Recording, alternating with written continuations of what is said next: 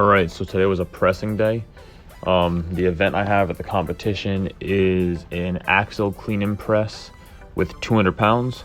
So my gym doesn't have an axle bar, so I just bought some fat grips and I threw them on the bar to simulate that, same bar width. The fat grips I got were a little bit bigger than what an axle bar is, just so if I'm training it to be a little bit bigger, hopefully when I hit competition and the bar is a little smaller, it makes it a little more easy.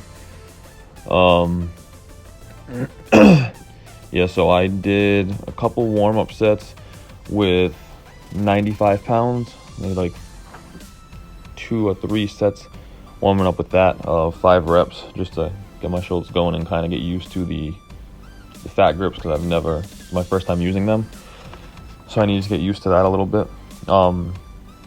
Then I bumped it up to 135. I think instead of, I believe it was 3 reps with that.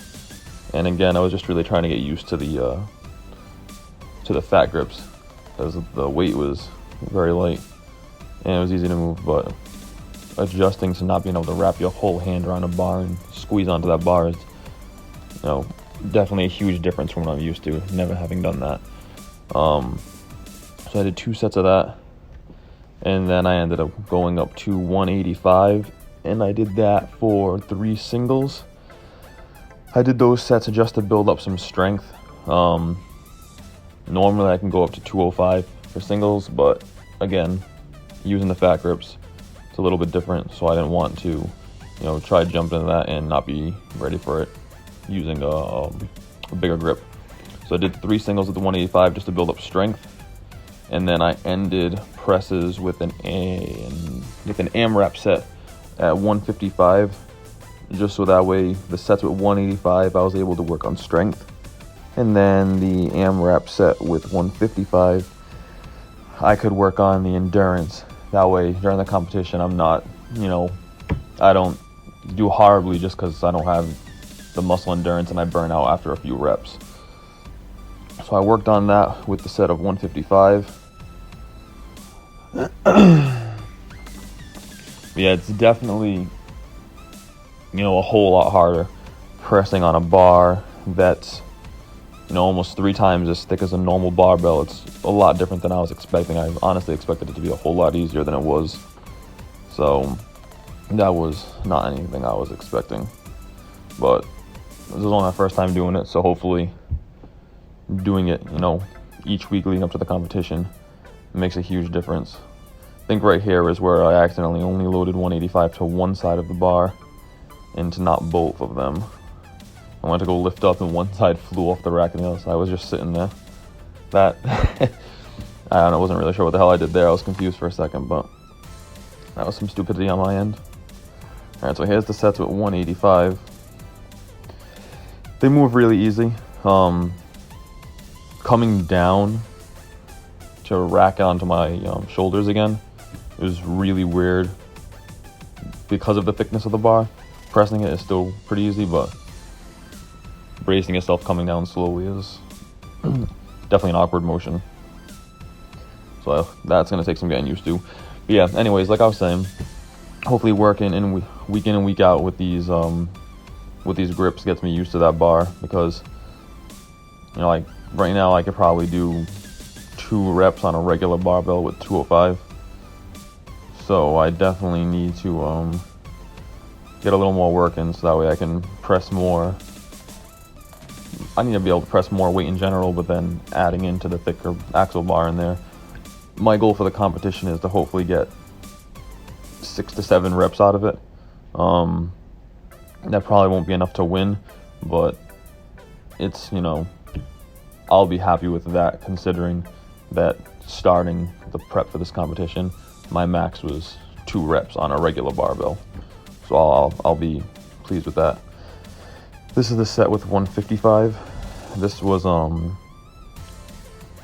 it was weird to do, a failure set with these grips. After watching the video, I definitely did a bad job of using the momentum to spring the weight back up. I kind of caught it and then would go down to throw it back up. I probably should have started lowering as the bar came down, so as soon as it came down I could use the momentum and fire it back up, but that was my mistake. So now here, for some accessory work, I did some incline bench. I haven't really done any benching since August. I do incline bench maybe every other pressing workout for accessory work. But I haven't done any flat bench since like August. So I did 4 sets of 5. The first set I just did 135 just to kind of not warm up because I was warmed up from the shoulder pressing, but just kind of get adjusted and just feel it out. And then I did 185 for 3 sets of 5. It's a really good accessory for the press because you're working all the same muscles, but you're working it on a different angle.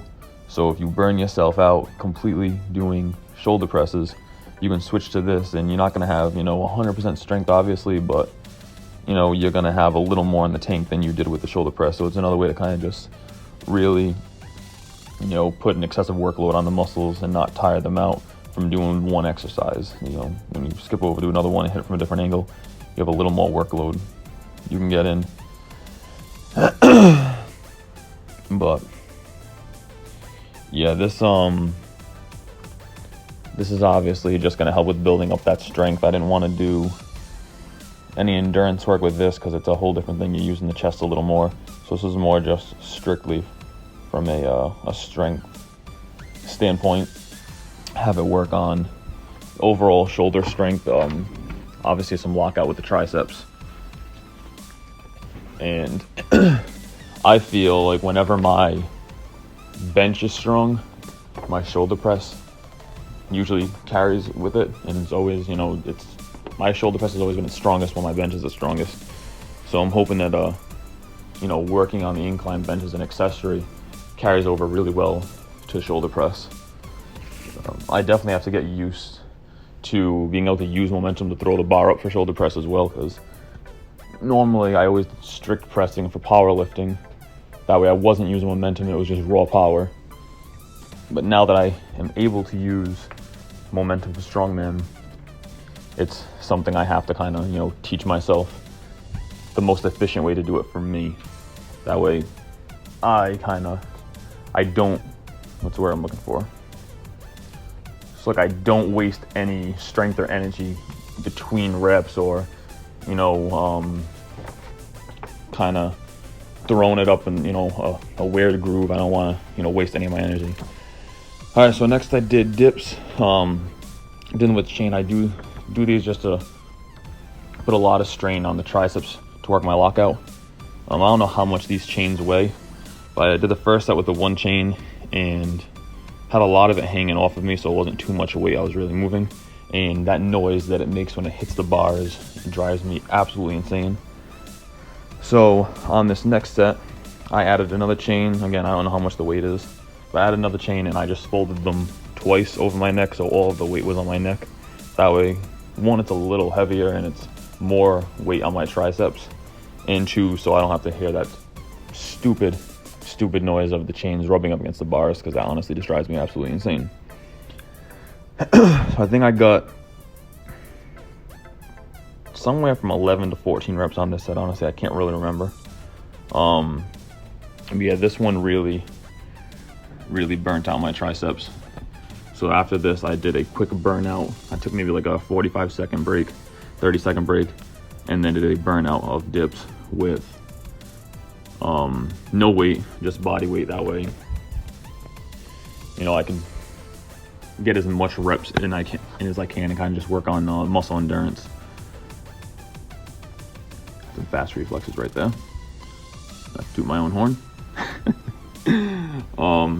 Yeah, I'm getting a little more comfortable talking into the microphone now to do these videos. I know the last video I uploaded, I definitely sounded very awkward, and even playing it back and watching it myself, like I didn't like how I was talking into it, and I felt like it made the video seem really uncomfortable, because I sound very uncomfortable. But I'm working on talking into it more comfortably, so that way it doesn't sound awkward as hell. Yeah, so I finished up my workout with tricep pushdowns. I pretty much just do this as a burnout for the end of the workout, just to overload them. I usually switch back and forth between this and behind the head extensions with the dumbbells. This one I like a little bit more just because there's a constant tension. Whereas with the dumbbell, if I, go down a little too far, it takes the tension off the triceps, just stretches them out. This is a constant tension from the weights, obviously. So yeah, just so you guys know, the angles of the camera is weird because I'm using my phone, so I'm recording with it upright. That way, you can see everything. But I have a new camera that I'm gonna be using. I just need to get a tripod for it, and I need to download an editing system to my laptop.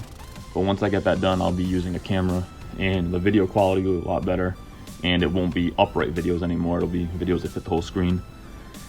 Yeah, I definitely am a little hesitant of bringing a camera into the gym, because even using the phone, I feel really awkward setting up a phone for every single set, because you got people staring at me kind of like, what the fuck is this kid doing? So when you bring a camera in and a tripod, it's probably gonna be even more so. But all right, yeah, so that was the workout for today. Thanks for watching. Next video will be put up in a couple days. Will be another squat workout. Like and subscribe.